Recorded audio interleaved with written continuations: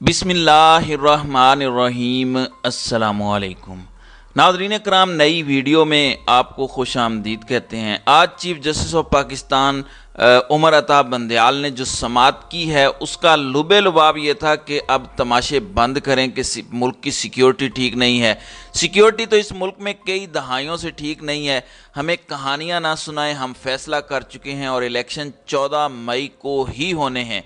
अब जो मर्जी हो हम पीछे नहीं हटेंगे। जाकर हुकूमत को पैगाम दे दें, इदारों को दे दें कि इलेक्शन करवा दें, वरना बड़े भयानक नताइज आपको भुगतना पड़ेंगे और इसके बाद मजीद तमाशा हम बर्दाश्त नहीं करेंगे। ये चीफ जस्टिस ऑफ पाकिस्तान की तरफ से जहां वार्निंग थी, वहां दूसरी जानिब सियासी पार्टियों से कहा गया कि आपको कुछ वक्त देते हैं कि आप आपस में कोई इत्तेहाद कर लें और एक तारीख पर रजामंद होंगे तो उस पर सुप्रीम कोर्ट लचक दिखाने को तैयार है। अब सुप्रीम कोर्ट की सियासतदानों के बाहमी मुज़ाकरात के ज़रिए इलेक्शन मसाइल के हल की काविश और ख्वाहिश का आसिफ अली जरदारी ने खैर मकदम किया है और इसको बड़ा मुस्बत और खुश आइंद पेशरफ्त के तौर पर देखा जा रहा है, क्योंकि आसिफ अली जरदारी एक इंतहाई ज़ीरक सीनियर सियासतदान हैं और उनका कहना है कि हमने आपस में मुज़ाकरात शुरू कर दिए हैं ताकि हुकूमती इत्तेहाद एक मौक़िफ़ पर आ जाए। बाहमी मुज़ाकरात के बाद सियासी मुखालिफिन से बात करेंगे। जरदारी साहब ने यह भी कहा कि चीफ जस्टिस साहब हमें थोड़ा सा वक्त दे दें, हम भी मुज़ाकरात के ज़रिए एक दिन इलेक्शन चाहते हैं। पीपल्स पार्टी जरदारी साहब बिलावल भुट्टो पर पुरजोर तरीके से हुकूमत अपोजिशन मुज़ाकरात की बात कर रहे हैं। अब देखना है कि वज़ीर आज़म कब पीटीआई को मुज़ाकरात की दावत देते हैं। और कहा यह जा रहा है कि इस वक्त जो नून लीग है वो और ख़ास तौर पर पीडीएम जो है वो अपने हैंडलर्स के ज़रिए कुछ गारंटियां मांग रही है और वो गारंटियां ये है कि जिन करप्शन केसेस को ख़त्म करने के लिए हुकूमत बनाई वो करप्शन केसेस दोबारा नहीं खोलेंगे। जो जुल्म आप पर और आपके लोगों पर किए गए हैं उन जुल्मों का बदला नहीं लिया जाएगा। इलेक्शन में ज़मानतें ज़ब्त वाली जिल्लत नहीं देंगे। कैंपेन में अंडे टमाटर जूतों से आप अवाम से हमें बचाएंगे और रजीम चेंज साजिशों के नाम ईसीएल में नहीं डालेंगे। इसी तरह ज़िले शाह अरशद शरीफ कत्ल केस के ऊपर आप किसी किस्म की तहकीकात नहीं करेंगे। और इमरान खान ने जो इमरान खान के ऊपर कातिलाना हमला हुआ उसकी एफआईआर जिन लोगों के ऊपर वो कटवाना चाहते हैं वो नहीं कटवाएंगे। अगर इमरान खान इन बातों के ऊपर मान जाते हैं तो बेशक आज ही इलेक्शंस ले लें।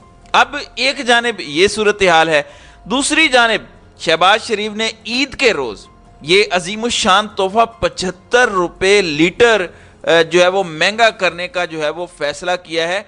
यानी ये गोया पेट्रोल की मौजूदा तारीख की बुलंद तरीन सतह में यकदम जो है वो 25% का तकरीबन इजाफा करने का फैसला किया है।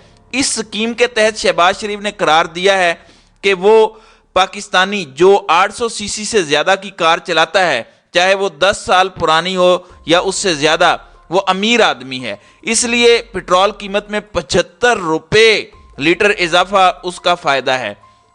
जबकि शहबाज शरीफ से इस वक्त जो है सोशल मीडिया देख लें, दूसरी जगहों पर देख लें, लोग हाथ जोड़ जोड़ कर मिन्नतें कर रहे हैं कि खुदा का वास्ता है हमारे ऊपर कुछ रहम करें और हमारे ऊपर से उतर जाएं।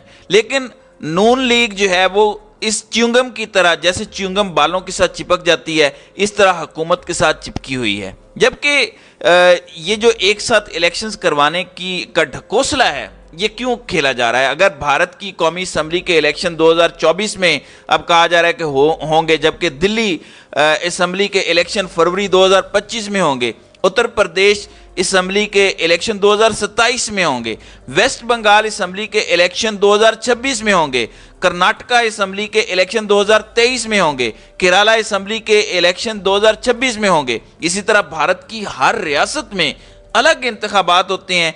किसी रियासत के इंतखाबात एक साथ नहीं होते, ना कौमी असम्बली के इंतखाबात एक साथ होते हैं। वहाँ अलग अलग इंतखाबात हो सकते हैं।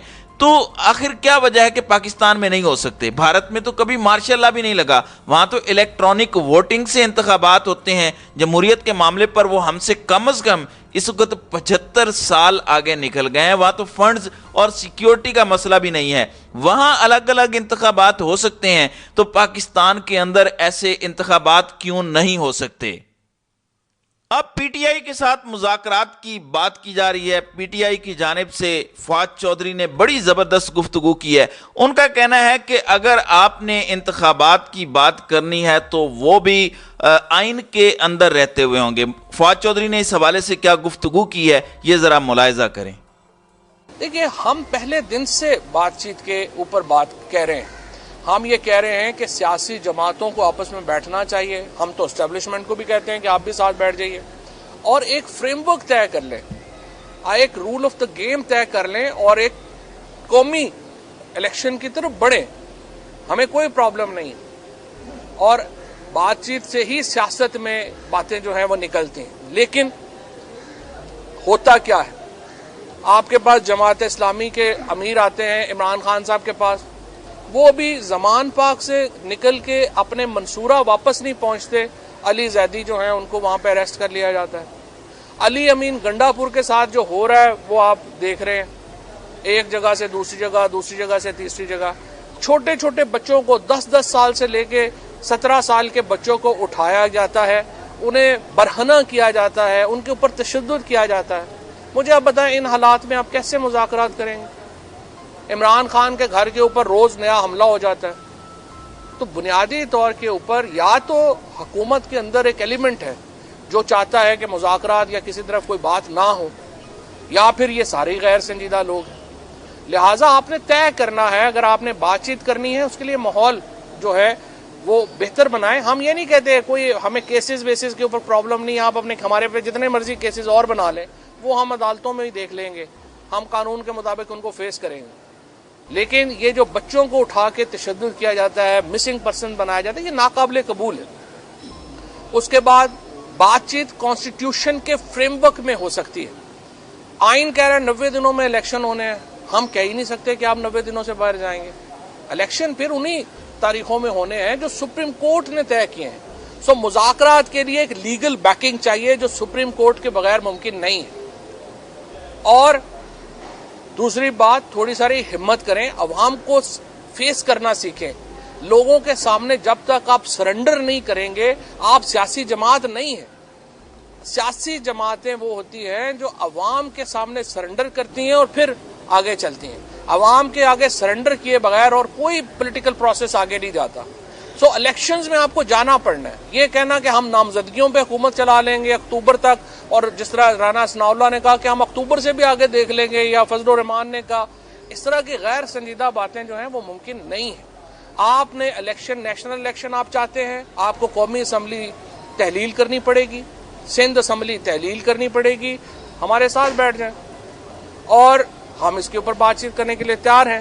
لیکن سپریم کورٹ کی اس تمام ایفرٹ کو ہم خراج تحسین پیش کرتے ہیں۔ انہوں نے پولیٹیکل ریالٹی کو اور لیگل ریالٹی کو ملانے کی کوشش کی ہے، اور یہ ایک سٹیٹسمین، سپریم کورٹ کے یہ جو ججز ہیں، انہوں نے ایک سٹیٹسمین کا کردار ادا کیا ہے۔ اور انشاءاللہ تعالی پاکستان کا مستقبل آج یوں لگ رہا ہے کہ ہمارا مستقبل روشن ہے۔ پاکستان میں انشاءاللہ آئینی کرائسس ختم ہوگا، آئینی بحران ختم ہوگا، اور اس سے پھر معاشی بحران بھی ختم ہوگا اور سیاسی بحران ختم ہوگا۔ تھینک یو جی۔ ایک اٹارنی جنرل نے یہ جو تجویز دی ہے کہ ایک ہی وقت میں انتخابات کرائے جائیں، یہ کیسے فیزیبل ہے، آپ کیا سمجھتے ہیں؟ یہ تو دیکھیے سپریم کورٹ کے بغیر، میں نے یہی آپ کو بتایا کہ جب تک لیگل بیکنگ نہ ہو ممکن نہیں ہے، اور اس میں ہم 90 ڈیز سے آگے نہیں جا سکتے موجودہ آئینی فریم ورک۔